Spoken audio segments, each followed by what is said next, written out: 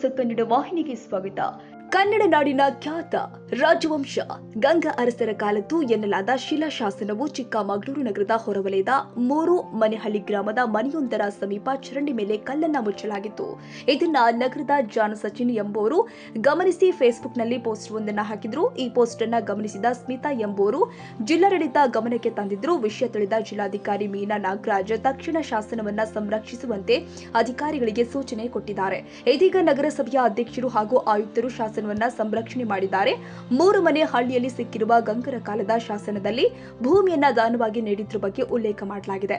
ಇದರಲ್ಲಿ ಕ್ರಿಸ್ತ ಶಕ 899 ಅಕ್ಟೋಬರ್ 22 ಕಾರ್ತಿಕ ಮಾಸ ಪೂರ್ಣಿಮೆಯ ಸೋಮವಾರ ಮೂಲ ನಕ್ಷತ್ರದಂದು ಗಂಗಾದೊರೆ ರಾಜ ಮಲ್ಲನು ಕಿರಿಯ ಮುಗುಳಿಯ ಪೇರು ಮಾಡಿ ಗೌಡನಿಗೆ 800 ನೀರ್ಪಣ್ಯ ಅಂದ್ರೆ ಭೂಮಿಯನ್ನ ದಾನವಾಗಿ ಕೊಟ್ಟಿದ್ದಾನೆ. ಇದಕ್ಕೆ ಸಾಕ್ಷಿಗಳು ನೀಲಬ್ಬೆ ನರಸಿಂಗಯ್ಯ, ಕೇಸವಯ್ಯ, ಪೊನ್ನೆ ಓಜ, ಮಧುಕಮೋಜ, ಬೆಣ್ಣೆ ಗೆಸಿ ಎಂಬ ಪದಗಳು ಕೆತ್ತಲಾಗಿದೆ.